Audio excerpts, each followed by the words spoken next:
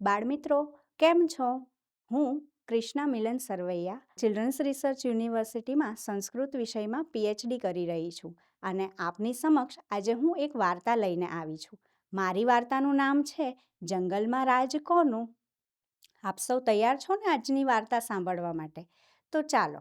એક બહુ મોટું જંગલ હતું.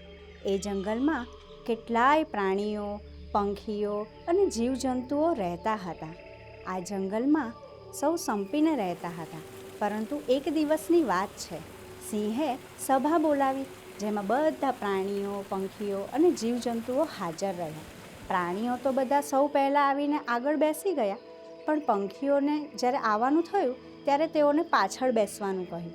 ત્યારે પંખીઓ કહે, કેમ દર વખતે અમારી જ પાછળ બેસવાનું? આ તો અમારી સાથે અન્યાય થઈ રહ્યો છે. ત્યારે પ્રાણીઓએ કહ્યું કે તમે એક તો બહુ બોલ કરો છો, તમે બહુ શોરબકોર કરો છો, એટલા માટે તમારે પાછળ બેસવાનું, અને તમે અમારા કરતાં એમ પણ તાકાતમાં બહુ નબળા છો, એટલે તમારે તો પાછળ જ બેસવું રહ્યું.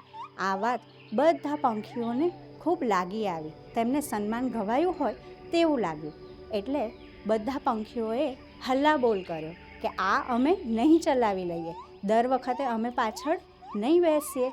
એટલે પ્રાણીઓ અને પંખીઓ વચ્ચે બોલાચાલી થઈ ગઈ. બોલાચાલી એટલી હદે વધી ગઈ કે છેલ્લે ઝઘડો થઈ ગયો, અને ઝઘડો છેલ્લે યુદ્ધમાં પરિણમ્યો.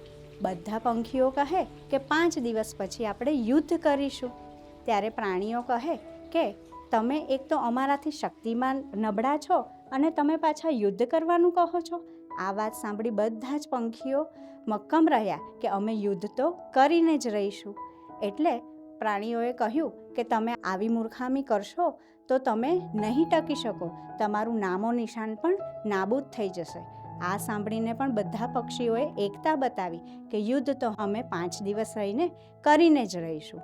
આ સાંભળીને બધા પ્રાણીઓ તો હસવા લાગ્યા અને પોતપોતાના ઘરે જતા જતા વાતો કરવા લાગ્યા કે આ પ્રાણીઓ અને પક્ષીઓના યુદ્ધમાં જીત તો અમારી જ થવાની છે, જીત તો આપણી જ થવાની છે.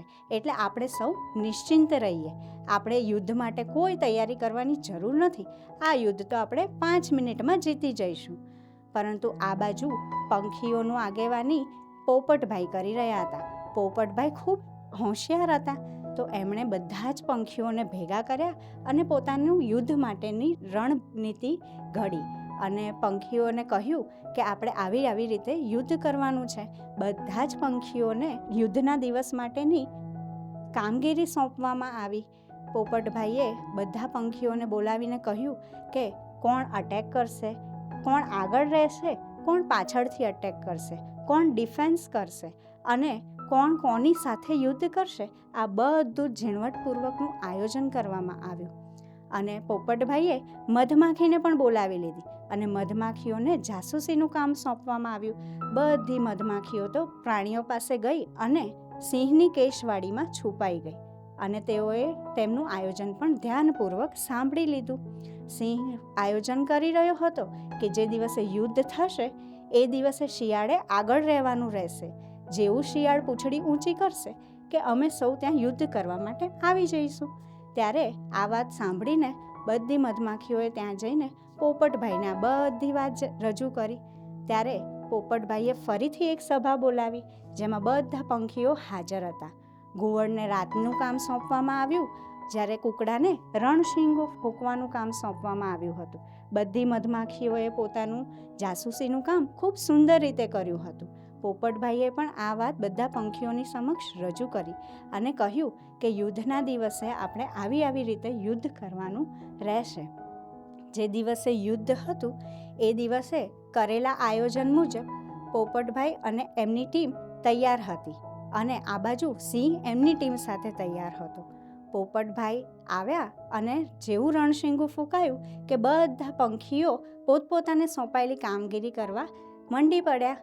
સિંહ તો આરામથી નિશ્ચિંત થઈને બેઠો હતો કે જીત તો આપણી જ થવાની છે. પરંતુ આ શું, બધા જ મોરચે પંખીઓ જ અગ્રેસર હતા. પોપટભાઈના નેતૃત્વમાં પંખીઓ ખૂબ સારી રીતે સોંપાયેલી કામગીરી કરી રહ્યા હતા અને બધા પ્રાણીઓ ખૂબ ચિંતિત હતા. પ્રાણીઓ બધા હારી રહ્યા હતા. આ વાતની જાણ સિંહને થઈ ત્યારે સિંહ પોતાની ટીમ સાથે યુદ્ધ લડવા માટે આવ્યો અને શિયાળને આગળ મોકલ્યો. શિયાળે જેવી પૂંછડી ઊંચી કરી કે બધી મધમાખીઓએ એટલા ચટકા ભર્યા કે શિયાળ તો પૂંછડી નીચી કરીને ભાગો ભાગો કરતા ભાગી ગયું. અને આ જોઈને બધા પ્રાણીઓ કન્ફ્યુઝ થઈ ગયા. તેઓ પણ કંઈ પણ જોયા વગર, જાણ્યા વગર, સમજ્યા વગર ભાગવા માંડ્યા. અને આવી રીતે બધા જ પંખીઓની જીત થઈ. બધા પંખીઓ ખૂબ રાજી થયા અને બધા પ્રાણીઓએ બીજા દિવસે પોતાની પંખીઓને પોતાની શક્તિ, પોતાનું બળ અને એકતા અને સાહસના ખૂબ વખાણ કર્યા. તેમને બિરદાવ્યા અને તેમને સન્માન આપ્યું. તો જોયું ને બાળ મિત્રો, આવી રીતે જ્યારે બુદ્ધિ, કળ અને આયોજનપૂર્વક કોઈ પણ કાર્ય કરવામાં આવે છે તો જીત હંમેશા નિશ્ચિત હોય છે.